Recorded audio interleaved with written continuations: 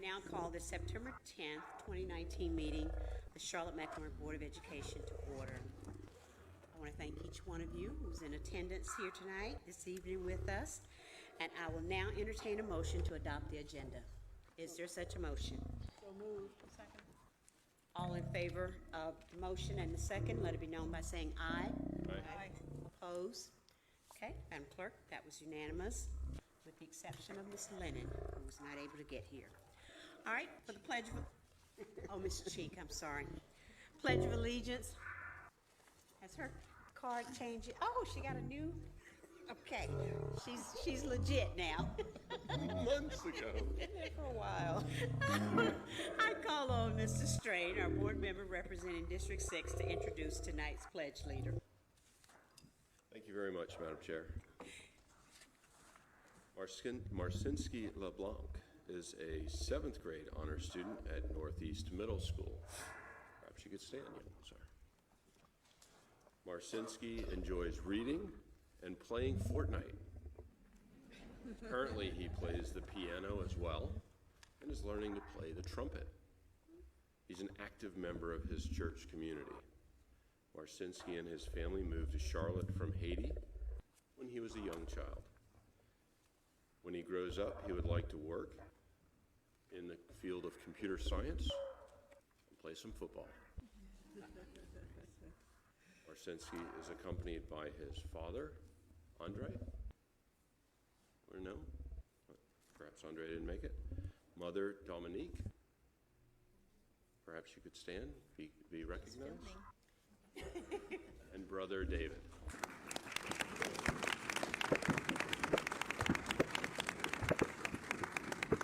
We also have Northeast Learning Community Superintendent Tangela Williams, as well as the Zone Executive Director Tracy Hayes and Principal Lisa Christian.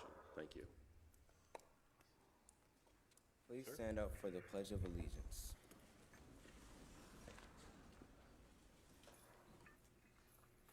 I pledge allegiance to the flag of the United States of America and to the republic for which it stands, one nation, under God, indivisible, with liberty and justice for all. Please be seated.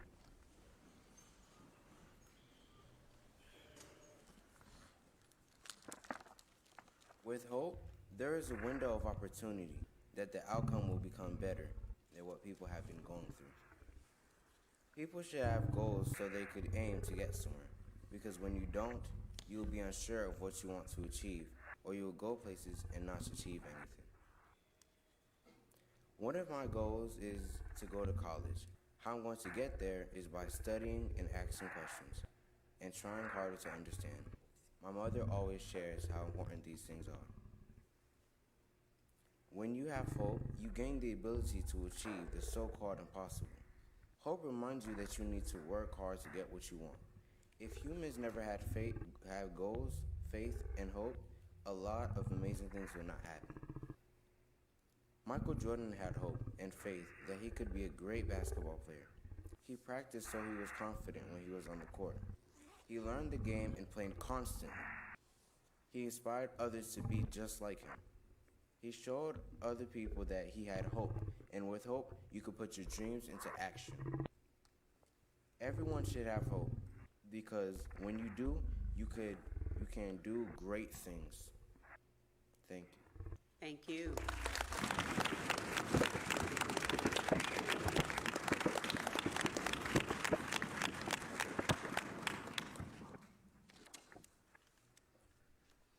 We now move to requests from the public. Each speaker will have a maximum of 3 minutes to address the board. You may speak on any topic of your choice, but you may not bring about any individual student matters or specific personnel matters. No personal attacks will be allowed.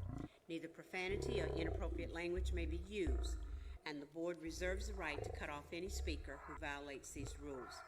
I will now call the following individuals to come down to the microphones and speak in the order in which you are called. Madam Clerk, did anyone sign up while they were here? Okay, thank you. I have Stacy Staggs and Kevin Kreutzer.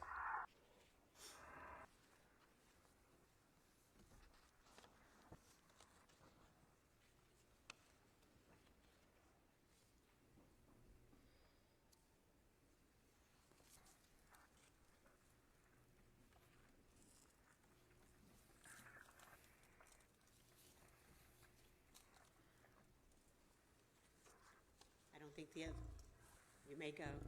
That's fine. Good evening. My name is Kevin Kreitzer. I sent you an email last night.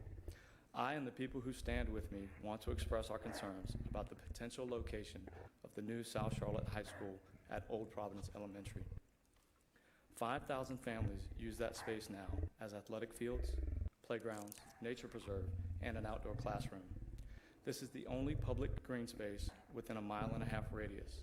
This land is owned by CMS, but it has been enhanced and maintained by the sweat of our community for over 50 years.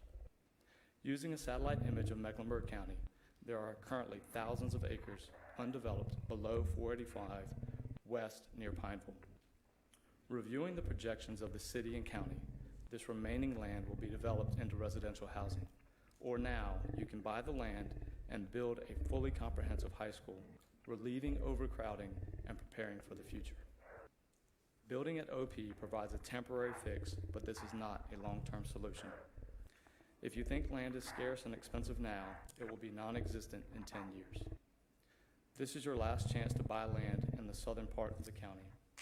If warranted, 10 years from now, you can still build on the OP site, but first, you need to buy and build in the southern part of the county. This high school was presented in the bond as a fully comprehensive high school. Does building on 30 acres allow for on-site athletic fields? And if not, will your operating budget include the rent for fields and transportation required for the next 50 years?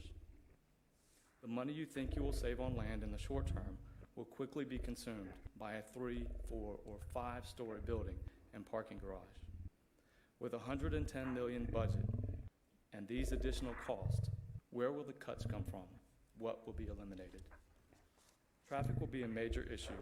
Commute times for students to a new high school at the OP site, along with the morning commute into Charlotte, will be long. It is about 8 miles from both Audrey Kell and South Neck to OP. A more appropriate new high school could be placed between both schools off a major road. OP is a walking community, mixing less experienced drivers on narrow, single-lane roads while elementary and middle school students are walking to school and bus stops is dangerous. We believe in building facilities that are vibrant, diverse, and highly conducive to learning for all students in Charlotte. Please let us help. Thank you for your time and consideration. Thank you, sir. Stacy Staggs. Okay. We are going to move on. Next item is our consent agenda. Is there a motion that the board approve the consent items? So moved. Second. Before we move to a vote, does any board member wish to pull any or part of this item for individual consideration? Seeing no hands, all in favor of the consent items, let it be known by saying aye. Aye. Opposed? Okay, Mr. Superintendent, we'll let you talk about your personnel ones. Thank you, Madam Chair. I have the honor this evening of introducing several personnel appointments, as well as some additional organizational changes here in Charlotte-Mecklenburg Schools. First, I would like to introduce Dr. Raymond Barnes as the new superintendent, learning community superintendent in charge of the Central One Learning Community. Previously, Dr. Barnes served as executive director of Project Lift and the Central Learning Community 1. Prior to that, he served as the proud principal at Druid Hills Academy, which I spent some time at last week, and they continue to miss you. He also served as principal at Northridge Middle, served as a principal in another district, but we won't go there. You better name Weldon.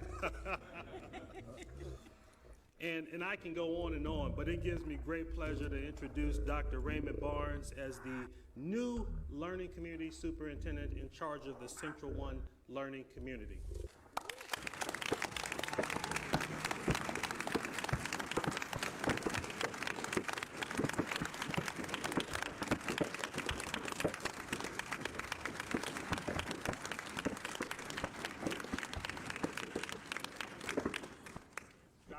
Barnes, if you'd like to introduce anyone who is here with you this evening, please do so. First, allow me to say good evening and thank you, Superintendent Winston and the Charlotte-Mecklenburg Schools Board of Education for affording me this opportunity for our 29 schools and over 20,000 students that we will be serving. So definitely thank you for that. I also want to thank Team CMS to my immediate right. They have been very, very instrumental into a smooth transition from our previous learning community superintendent, Dr. Watts, to now, and they have really filled in some gaps. So thank you, Team CMS. I am joined today by my wife, Shakira, my daughter, Raven. Raven is a CMS student, proud student over at Mint Hill Middle School, and the support system, my sister, Kathy, Barbara, and brother, Ken. And also a visitor, give her name. Miss Brown. I met Miss Brown along the way, and she said, I'm coming to support you tonight, so thank you.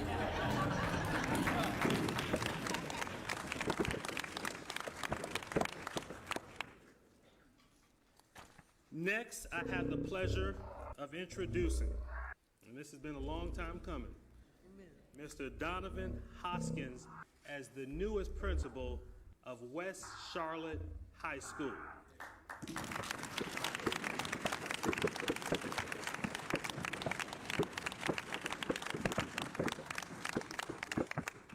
Mr. Hoskins is no stranger to the CMS family.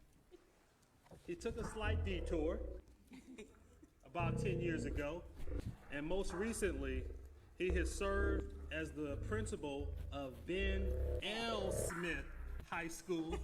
Get it right. In Greensboro, Guilford County. He has also served as a principal in Decatur, Georgia. He's also served as Director of Student Achievement for the Academy for Urban School Leadership in Chicago. But prior to that, he served as the proud principal at the International Business and Communication School at Olympic High School, as the area administrator for student services in the West Learning Community, and where I first got to know him as the assistant principal at Vance High School. Would you please join me in welcoming Mr. Donovan Hoskins.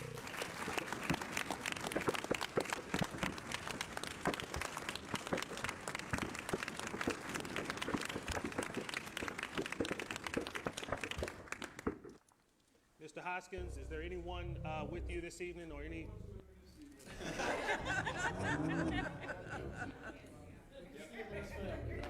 So I just want to take a moment to say thank you to Superintendent Winston.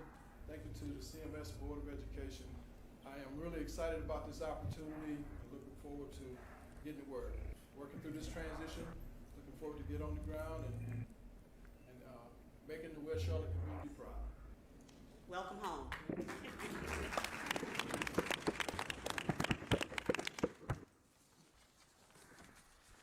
Next, I have the honor of introducing Dr. Fani Shaw, who is the new Director of Family and Engagement and Community Outreach for Title I.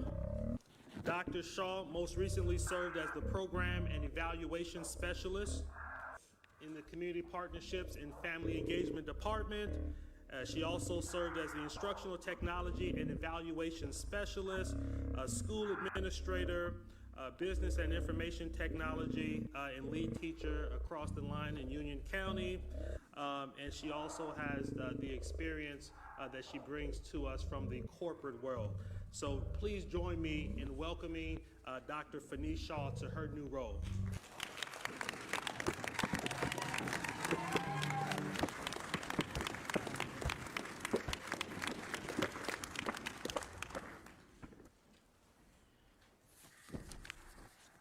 Next, oops, sorry. Gotta watch the mic. I'm still getting accustomed to this. Next, I have the honor of introducing Dr. Pa Tao as the new Director of Elementary Education. Dr. Tao most recently served as a literacy specialist curriculum coordinator in the South Learning Community, dean of students at David Cox Road Elementary, and she is a graduate of the University of North Carolina at Charlotte, where she also earned her master's degree in reading education K-12. Please join me in welcoming Dr. Tao.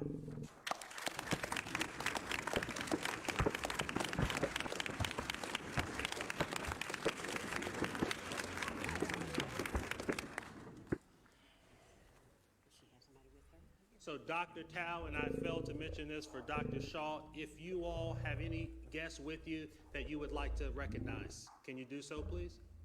I have my husband here today, and a former West Charlotte Lion. Go. So if my daughter was here tonight, who is a graduate of the Philip Berry Academy of Technology, and she would basically tell me that I need to start by saying humble greetings and salutations to all of you. So I'm hoping I'm doing her proud with that. But I do have a group of folks here. Number one, part of my team, my bosses, all of you, team from Community Partnerships and Family Engagement, and from the Ombudsman Office, Jerry. And then I have the best class of Leadership Charlotte, 41.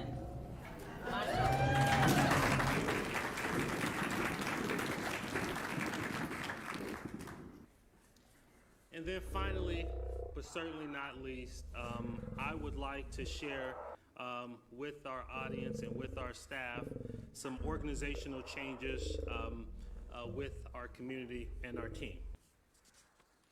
These changes reflect my best thinking on how to build a district structure that provides support for our principals and our school-based staff while also increasing operational efficiency.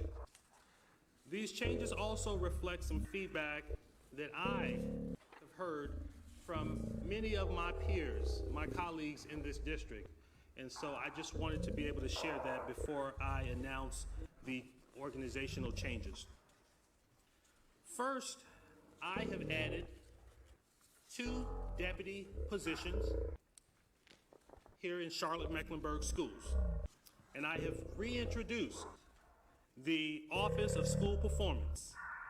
So effective September the 16th, the following changes will be effective. Latarja Henry has been named Chief of Staff. Ms. Henry served most recently as the Executive Director of Community Partnerships and Family Engagement. I'll go through the changes, and if you all have any individuals that you want to recognize, we'll give you an opportunity to do so. Also, I want to introduce certainly someone who's not been a stranger, Laura Francisco, who has served most recently as, Dr. Matt Hayes. So that is not Ms. Francisco. So Dr. Matt Hayes has been named the Deputy Superintendent of Academics, and Dr. Hayes most recently served as the Community Superintendent for the Northwest Learning Community. Miss Carol Stamper, let's see if I can get this right. Okay, there we go. Miss Carol Stamper has been named the Deputy Superintendent of Operations. Most recently, she served as the Chief Operating Officer. Also, Kathy Elling has been named the Chief School Performance Officer. Ms. Elling most recently served as an Associate Superintendent for Student Services. I believe that these changes will allow us to better, again, align our work to support schools and, most importantly, our students. The goal is to provide more efficient and responsive support for schools so that we can deliver on the goals in this 2024 strategic plan, what matters most. I would like to have those individuals who I just named, if you could please stand and be recognized, And if there's others in the audience, guests that you'd like to recognize, please do so, starting with Ms. Henry. Well, good evening, everyone. Good evening. I first want to say that I am surrounded by family, right?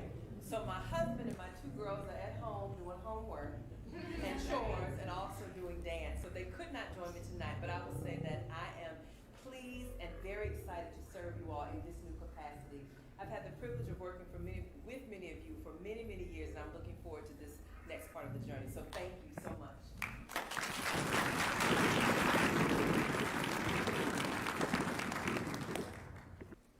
Dr. Hayes. Good evening. Thank you, Ernest and board, and this opportunity. The first person that I want to say thank you to is my gorgeous wife of 21 years, who definitely keeps me straight at the house and at work at times. And then also Dr. Beard, who has served with me in the Northwest Learning Community over the last 2 years, so appreciate that. And then even more, thank you to all of the other learning community superintendents. They are the brothers and sisters in the work over the last couple of years to keep the schools moving and making sure that we're serving all kids in all of our schools. And also to all of the family members that I have throughout CMS. As you guys know, I'm a graduate of CMS. I'm a Charlottean. And so it's nice to be in this role and still influence change. So thank you.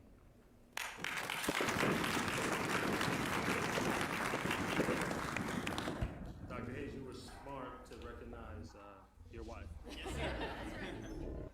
Ms. Stamper. Good evening, Carol Stamper. I've been in the district for 34 years, which is a long, long time, and I have appreciated every moment and the opportunity and the passion that comes along with this job. I too have gained so many friends, colleagues. We are so much a family in this district as we should be. We work together and we respect one another for everything that we bring to the table. So I appreciate it and very humbled with this opportunity. Thank you, Superintendent and the board.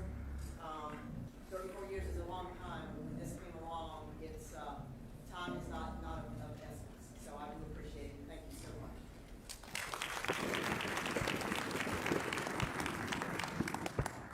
Ms. Elling. Good evening. Thank you so much for an opportunity to play an expanded role in this district that I love and that my boys graduated from. And I'm very excited to be able to get back working with our super learning community superintendents and principals. So thank you very much.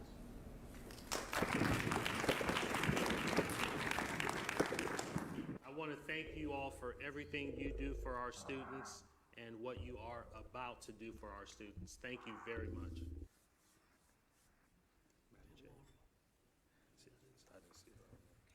All right. Okay, I do want to bring to the board's attention item K that's on here. I didn't want to pull it, but this is the nomination of Ms. Thelma Byers Bailey to serve on the North Carolina School Boards Association Board of Directors for a 2-year term.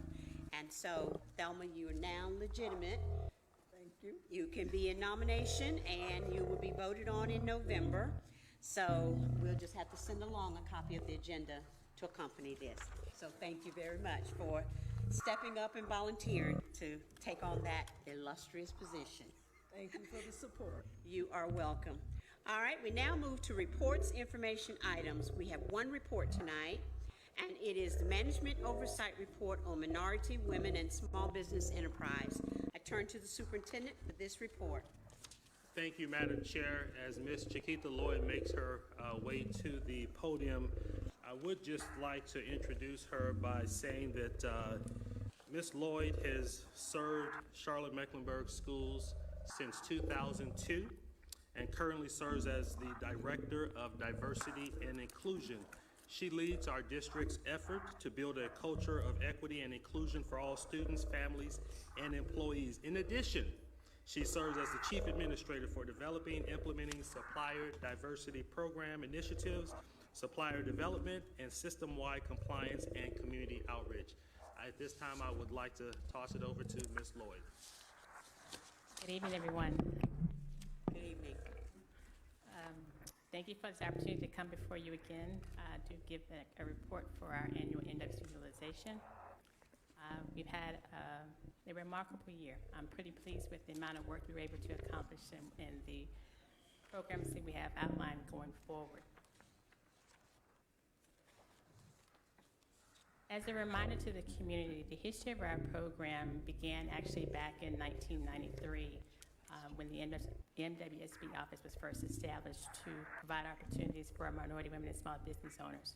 A variety of changes have occurred since then with the passing of a Board of Education resolution as well as a regulation and a board policy, as well as fully implemented all changes that were recommended to us in regards to a disparity study. We measure our success based on our marketing outreach, the number of firms we're able to get certified, our overall utilization, monitoring and reporting, and the training and technical assistance we're able to provide to our various MWSB vendors. There are a variety of different statutes that govern the work that we do as it relates to our utilization and the inclusion of our diverse suppliers, as you can see here on your screen. The overall budget for the office is right at $194,000, and that covers the salaries and benefits as well as the purchase services that we have for the 2 employees. In addition to that, we have another staff member that's funded through our capital improvements program. We have aspirational goals in the 4 different categories as it relates to construction, architecture, engineering, and surveying, contracted services other than construction, and goods. The overall construction goal for us is 21%, and for our architect and engineers is 16%, contracted services is 14%, and goods is 11%. So as we think about how are we performing as it relates to the goals, for this past fiscal year, we looked at a little over $269.6 million, which represented $48 million spent with our MWSB firms. And as you can see, it's broken down between the other categories to see exactly how that spending was allocated. This is slightly down from last year. Overall spending was down a little over $44 million, so it's reflective across each of the categories here listed. As we do our comparison based on the overall aspirational goals, we were right at our construction goal. We're slightly below the architecture and engineering goal at 6.83%. Far exceeded our contracted services goal with 20.51%, and far exceeded our goods goal by 14.06%. As you can see here, the overall dollars is at that $48 million, which is $11 million less than it was in the previous year. For our minority business enterprises, we are down as it relates to goal in construction, right at the goal for our engineering, far exceeding the contract services and goods. And I would like to remind the public as it relates to our utilization, the projects that we looked at are the actual spend, and we're at the end of the pass of the 07 and 13 bonds, so a lot of the projects that we were turning over were of smaller size. So our spending and opportunities was less than we've had in the previous years. We have spent this past year getting ready for a lot of the 17 bonds that we're going to be rolling out going forward. So overall, MBE spend is down by $3 million compared to the previous year, with that $16 million. For our women business owners, we did exceed our construction goal. Fell short as it relates to our engineering. I did exceed the contracted services and the goods goal for our WBEs. Alike with our MBEs, the overall spend with our women business owners was also down from the previous year by a little over $10 million. For our small business enterprises, this is where we did see an overall increase across all 4 categories. A slight increase in construction as well as in our engineering. Exceeded the goal in contracted services, and we came close to the goal in goods at 4.9%. Our spend with our small business owners also increased by $1 million over the previous year. This is one of our targets we have set to try to do an increase in our SBE spends over the past 3 years. So each year we have added another $1 million in spend with our SBEs. So our overall community impact, as we look back, we spent a little over 17.9% of eligible spend with our diverse suppliers. We did exceed our aspirational goals in 3 out of the 4 categories. Same thing as far as exceeding the MB and W goals in 3 out of the 4 categories, and we did increase our spend with our SBEs overall. For our outreach over the past year, we either hosted or participated in a little over 35 different vendor fairs or conferences to promote CMS opportunities in preparation for the various projects that we have going forward. We have a lot of partners that we work with as it relates to our outreach between the city, the county, the university, and the community college to ensure that we spread the word about what's available here at CMS. And as you can see here, we have some additional new partners listed, as well as the United Minority Contractors, the Hispanic Contractors, the Metro Atlanta Minority Contractors Association, as well as Aspire Community Capital for the various meet and greets. For technical assistance, we hosted or participated in over 15 workshops this past year to promote how to do business with the various government entities. During Med Week, we did workshops as it relates to understanding construction contracts, cybersecurity threats, and financing and cash flow. I will announce we do have Charlotte Med Week planned for October 15th through 17th coming up next month, and we will provide notification to the board of exactly what we have planned for that as well. Last year during Med Week, we recognized our MWSPs for their outstanding accomplishments. And previously, when we had this event, we've never actually brought forth before the board. I wanted to make sure this year we did announce to the public who the winners were from this past year. And thanking Dakota Contracting Company for outstanding achievement in construction, Employment Practice Council, Inc. for their achievement in general services, Gastonia Iron Works in supply and manufacturing, Hindi Engineering for professional services, and TRSI for Diversity Agency of the Year, Dan Petit of Branch and Associates for being our Diversity Advocate of the Year, and we also was able to recognize the Honorable Senator Charlie Danley for a Lifetime Achievement Award. This was very important to us to recognize him for all of the work that he did, because many of the general statutes that I had listed before was through his efforts to get passed to ensure that we had our hub goals, we had our Senate Bill 914, which is a game changer for us in requiring good faith efforts as it relates to our construction projects. So rather than recognizing folks when they've passed, we wanted to recognize them while they're here with us to thank him for all that he had done on behalf of our diverse suppliers. In addition to that, I was surprised this past summer by the United Minority Contractors Association and the Hispanic Contractors with their Advocates of the Year Award. These two agencies have been great partners of ours in helping us expand the number of available MWSPs in our projects. And receiving this honor from them is very special, knowing all of the hard work that they do to help lift and develop our diverse suppliers. So being a partner with them means a great deal to the school system. So what do we have next?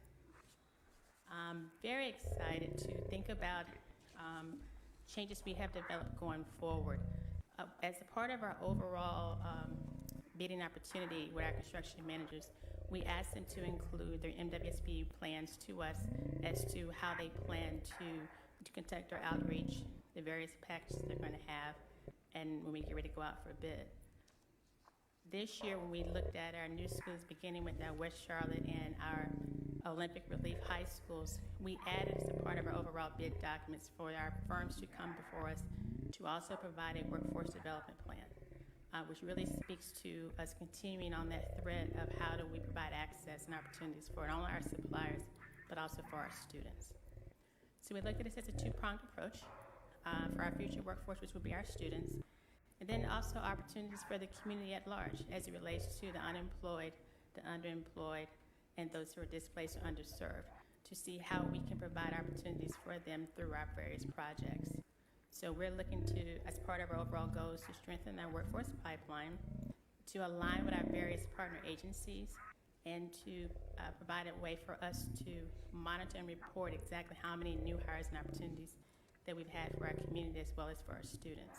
So going forward, actually starting in a couple of weeks, we'll get started with those first two high schools as we roll out our overall program objectives. All of this is going to be done in conjunction with our CMS CTE program. We have over 19 different pathways to allow our students to explore career opportunities. And as we look through what's being offered, we lifted up 17 of those, at our 17 of our high schools, the related pathways that's associated with our various construction-related industry. And that's where we're going to concentrate our focus on to begin with initially. And as you can see, so we're looking at carpentry, our business management, and for the most community, they don't think about construction as far as the building of the building. We're also going to be looking at the back office as far as the actual operational side of construction to spread the word about the various opportunities that's available. So for us, I'm very pleased with our industry partners that have all signed on to agree and who's working to actually develop our plan. We're not mandating to any of our firms how this workforce development plan is going to work, but it's almost asking them for their best thinking of what they've seen and identifying what's in the industry and what they see as their needs are going forward. So they have been very helpful in identifying what the barriers we know we have to address as it relates to providing access to the opportunities, things we have to consider, and then also letting us know who are the partners in the industry we need to be working with to ensure we have success as we move forward. So I'm very proud of these folks that you see on the board here now as our initial partners for this, with our first projects that we have. Many of those projects you approved tonight as a part of your consent item agenda. West Charlotte in particular, will be one of our schools we're going to work with to start out with, and that will be built by Rogers Hope Brothers. Rogers Builders is a woman-owned firm here in Charlotte, and Hope Brothers is an African-American-owned firm that's out of the Greensboro-Durham area. So I'm very excited to be working with them on West Charlotte. And then for the Olympic Relief High School, Edifice is our CM at risk for that particular project. There we have brought on Lil Associates to assist them with their outreach and development, which is another African-American-owned firm, to ensure that we identify the right goals and targets for our workforce development program. For our community resource partners, some of these agencies should not be unfamiliar to you, but in working with Charlotte Works and Goodwill and the Urban League and NCDOT in relates to the workforce development opportunities we have, Central Piedmont has some amazing programs there, and it's like, how do we let our students know about what's available, but then also those who are graduating after 2 years within CCCC, what opportunities do they have to come back to work for CMS? So we will work with our partners to see how we can make that connection along with our housing authority, because many of those are our parents of our students, and providing them access to the various opportunities we also have available.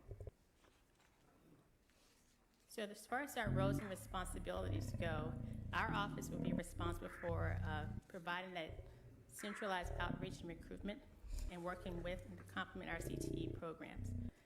We've agreed to provide career expositions to our students and provide opportunities along with our partners to provide career days.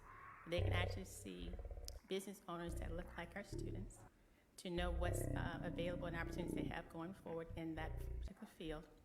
And then our other side, our architects and our construction managers have all agreed to assist, and some have even provided opportunities looking at the elementary level, the middle, and the high, and tailoring it based on the audience as to how they share what's available in the industry as we go forward. So for our next steps, the next 2 weeks, we're going to get started working on our data tracking system and our goal setting, and to be very realistic about what we can actually do and defining what our new hire looks like. Because in the construction industry, you have folks who may go from job to job, and you don't want to count them more than once. So we're going to make sure we narrowly tailor exactly how we're going to count the various workers. But we're also going to be tracking how many job shadow opportunities we provide, how many mentors we provide, how many career days we provide. We're going to team with CTE when they do their career fair in February to provide additional vendors to be there so parents and students can find out what's available in the marketplace. And then with the City of Charlotte and meeting with them over the last couple weeks, we're trying to see how else can we engage and bring the community to make them more aware. So we'll be leveraging our community meetings as we do our design charrette, so folks get input on our design to make them aware of what all CMS has to offer, not just for our students, but for the community at large. So with that, I will end and ask for questions. Ms. Marshall? Thank you for this. Thank you for all the work you do personally to expand how we spend this money across the county, how we keep it here, and then expand who gets those jobs. So I'm very excited about this workforce development plan and the reach that you're doing with the 17 high schools that have construction management or construction related activities. I don't know if it's too early for you to tell us, have you got a number in mind of internships that might be generated through some of these probably early projects? Because I know you're still getting bids and that sort of thing in. Is that too early to ask? It's a little early as it relates to the number of students we'll be able to assist. That's where we will work with CTE to identify the students as we go forward. But what we're doing now is gathering data on the number of graduates that are going to be available through the community apprenticeship programs as well as through CPCC.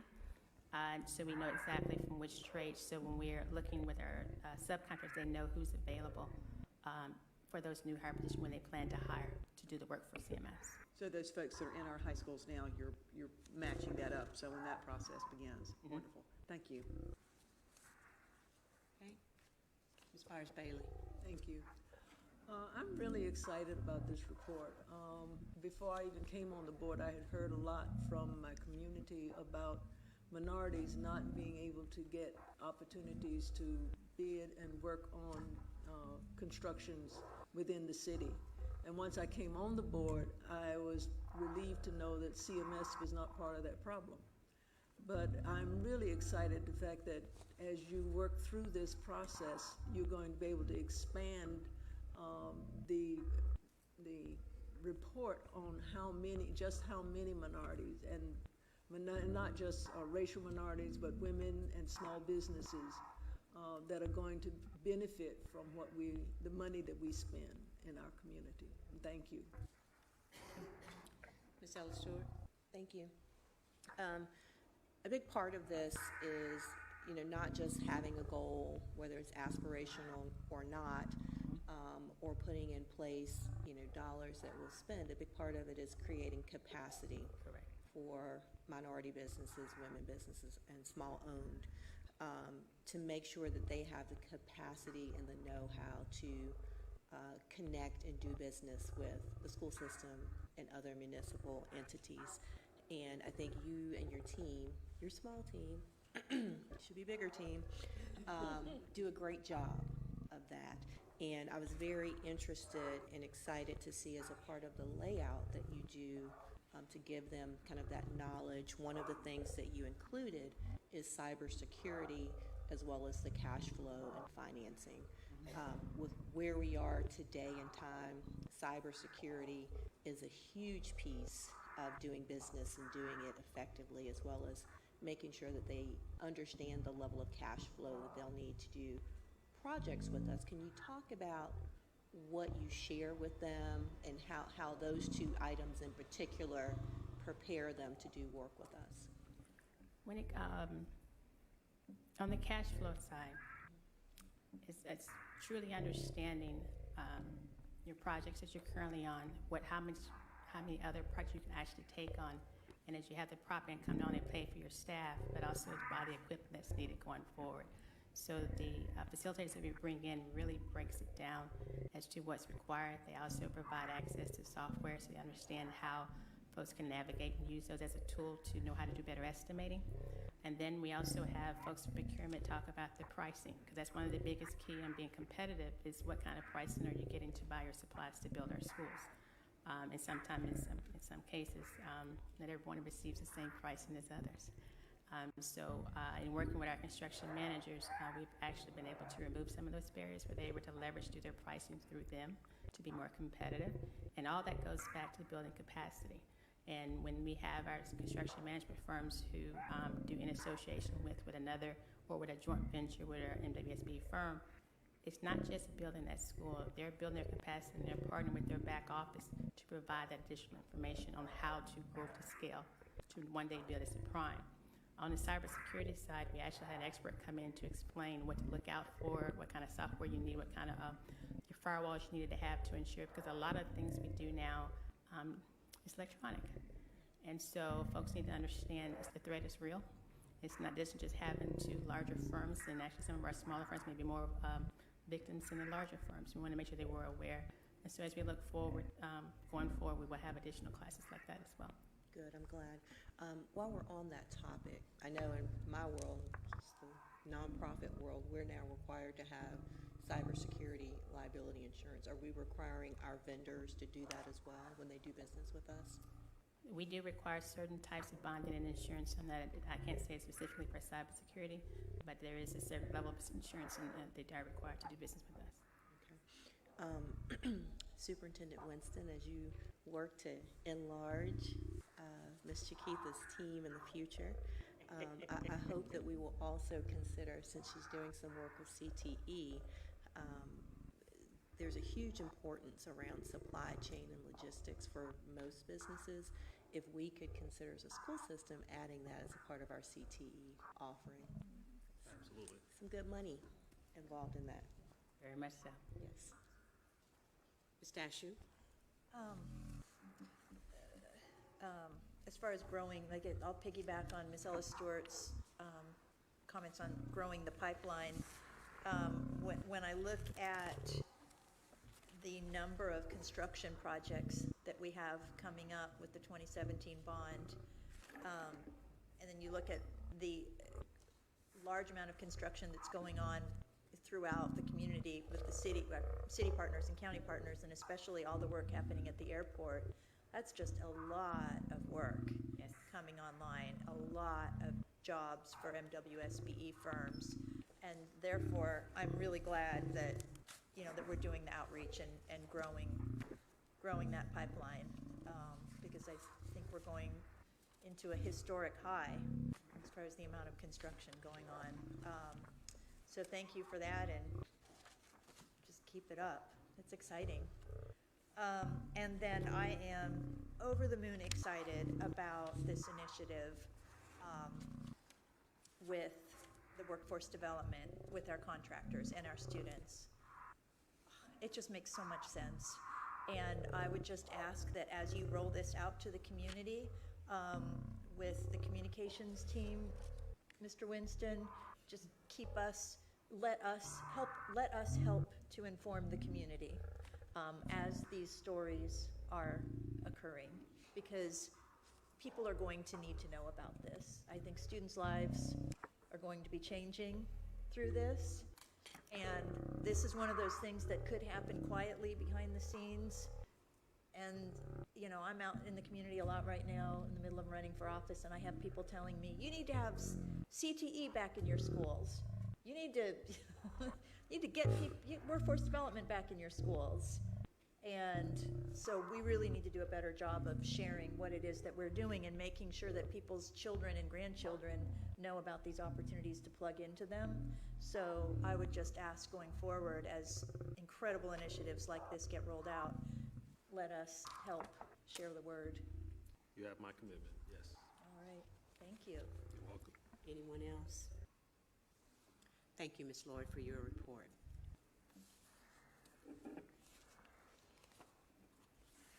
We now move to a report from the superintendent. I turn to the superintendent for his report.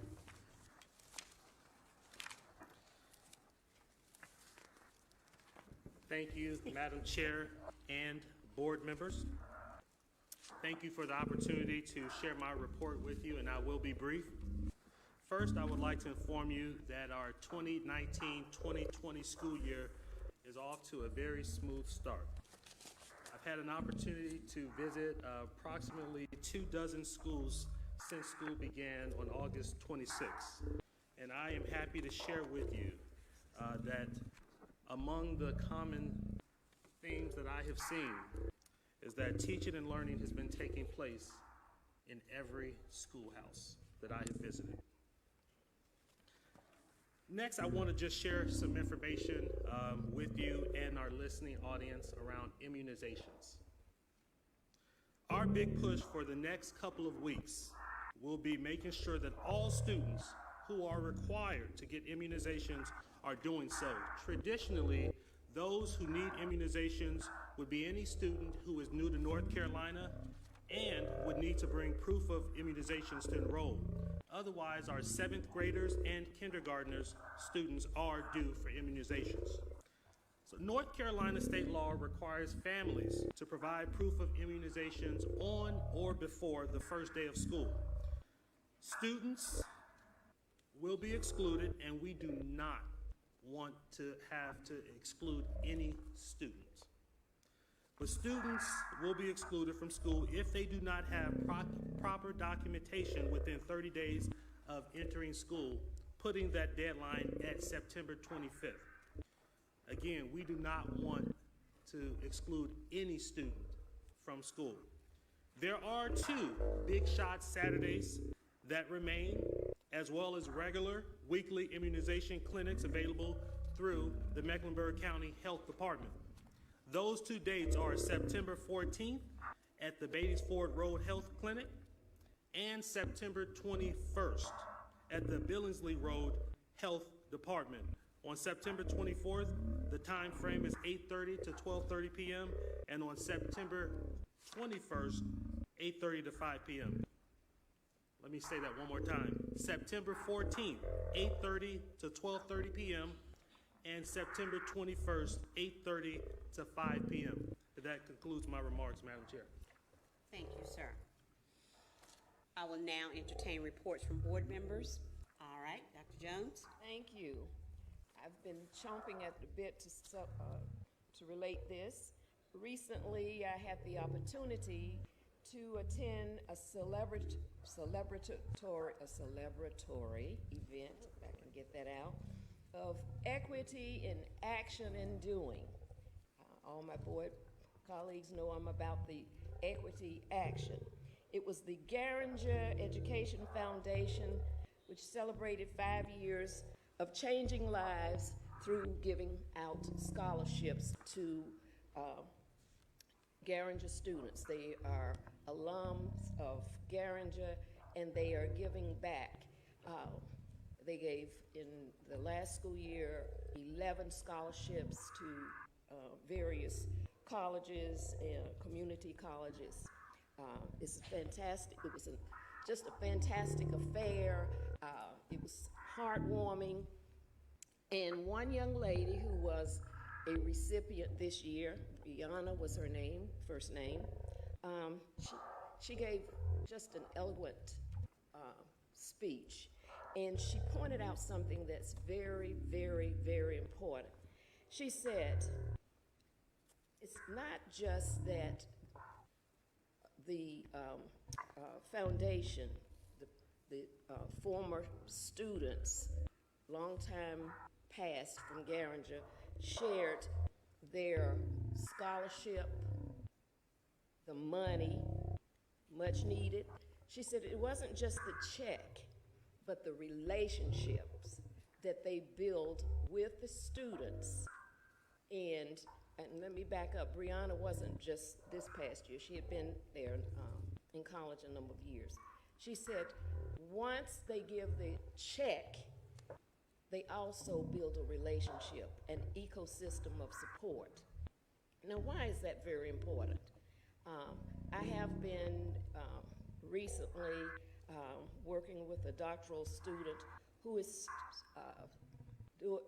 her dissertation is on first-time college attendees in their family. And what she's sharing in her research is that students, first-generation college students, are not leaving college or finishing college at the rate they should.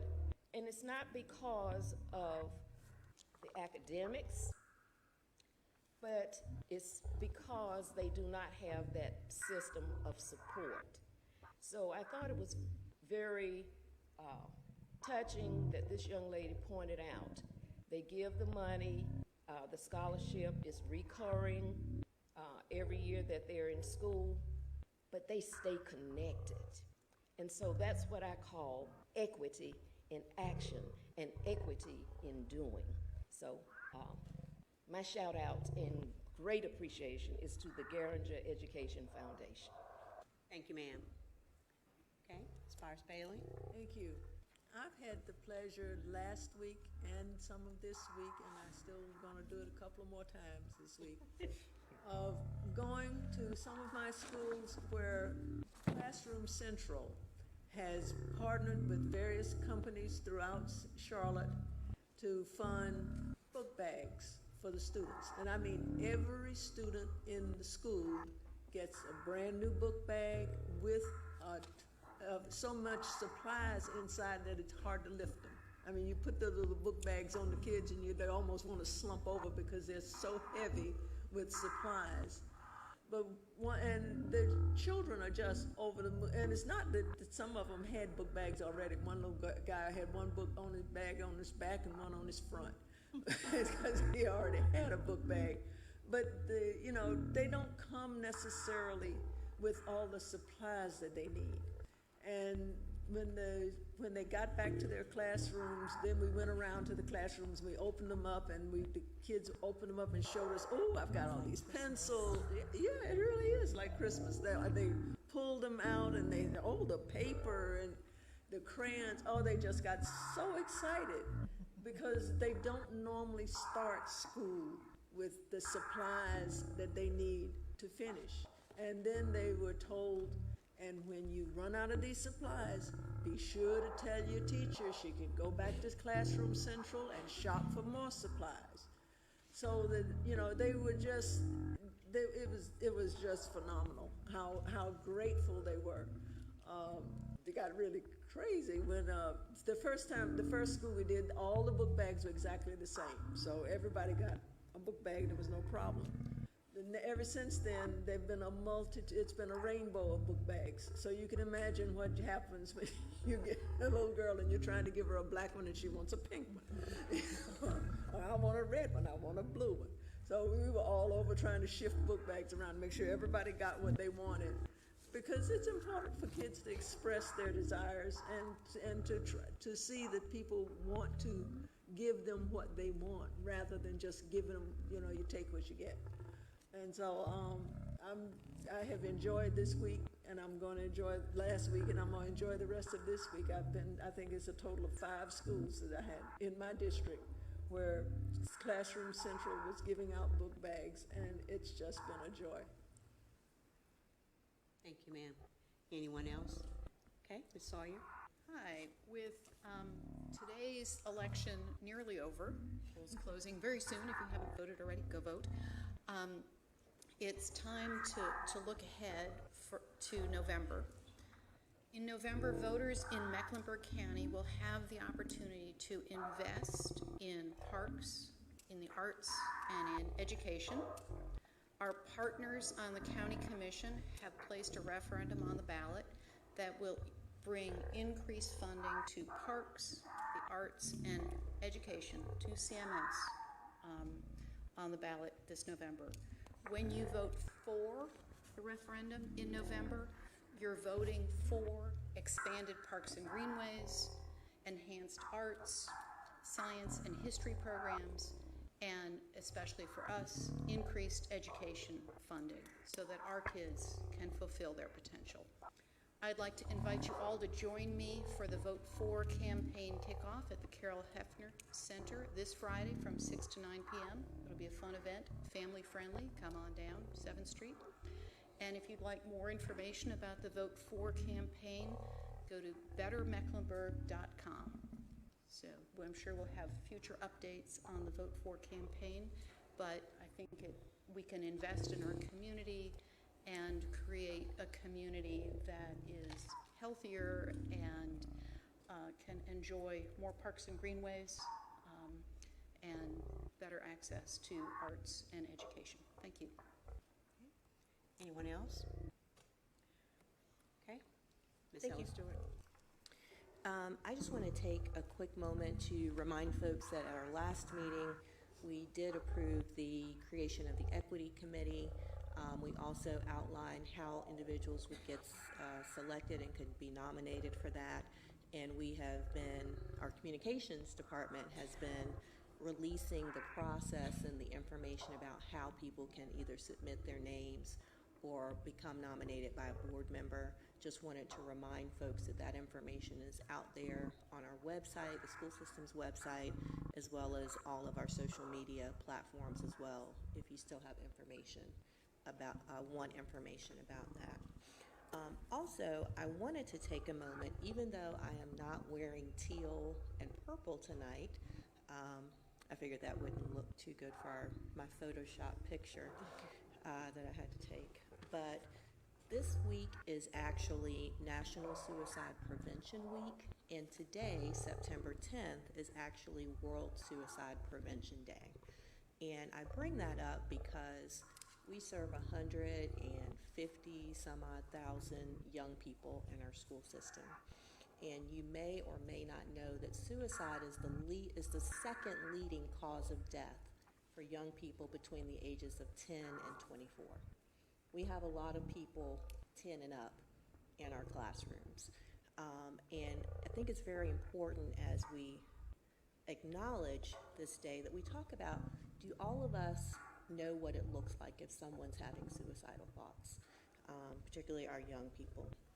A couple of things I would like to bring up real quickly is, what is their mood? We know that our young people are just starting school. This can be a stressful time of year for them. In a couple of months, they'll be knee-deep in testing and so forth, but knowing what the mood is for our young people. Are they losing interest in things that they have had interest in previously? Are they isolating themselves? Are they irritable? Are they experiencing shame, agitation? Are they having any type of anxiety? Are we having open conversations with them? Oftentimes, individuals think that if we talk to someone about their suicidal thoughts or suicidal ideation, that leads them to it. The fact of the matter is, folks, they're already thinking about it. And when we have conversations with them, it really can be cathartic and also let them know that someone is thinking about them and cares about them. Lastly, I want to make sure that we all know that we have been, as a school system, expanding our student support staff, school counselors, social workers, psychologists, and so forth. And really, that's to make sure that we can focus on our students' wellness. And a part of that not only is the wellness overall, but making sure that of the young people who are experiencing suicidal ideation, we can get them connected, that we have the staff to do suicide assessments. And so I hope that as you are going throughout this week and the next couple of months, that you take the time to make sure that the young people in your lives, the young people that you work with, that they do, they're on an even keel, and maybe that they're not having these thoughts. Thank you, ma'am. Anyone else? All right, I do want to give a nice thank you to Congresswoman Alma Adams and her team for bringing greetings on behalf of the Board of Education at HBCU Day last Saturday at West Charlotte High School. They had over 20 HBCUs represented, and it was a host of parents and students that were there in attendance.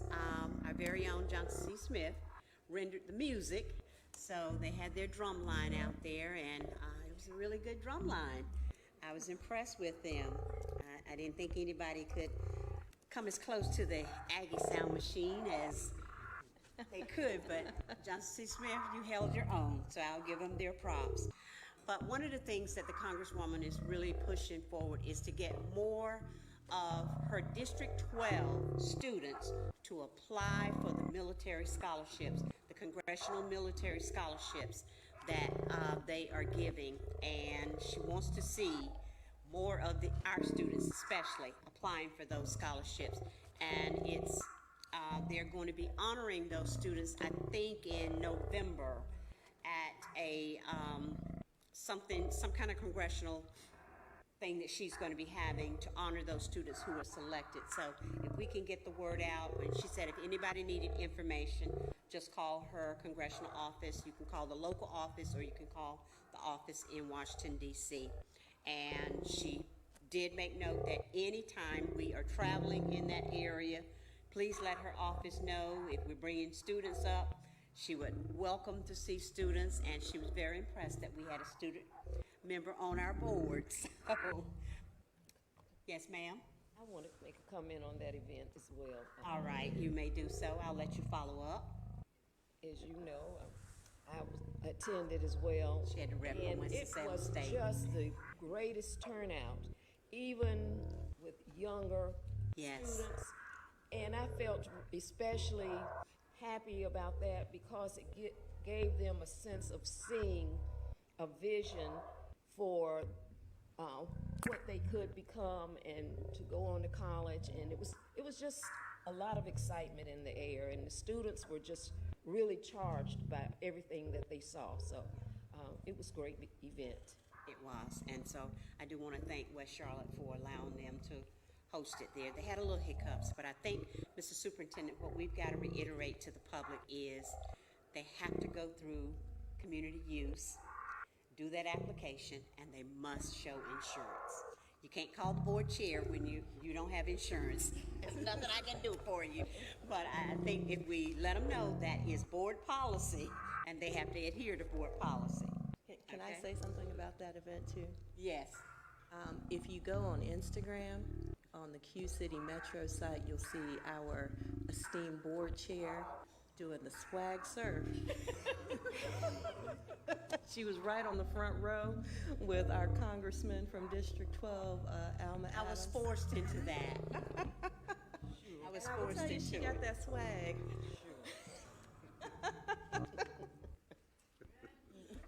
I can sway. I can't dab, but I can sway. All right. Is there anything else? All hearts and minds are of one accord. I am ready for a motion to adjourn. So moved. Second. All in favor of the motion, let it be known by saying aye. Aye. Opposed? We are adjourned. Thank you all. And congratulations.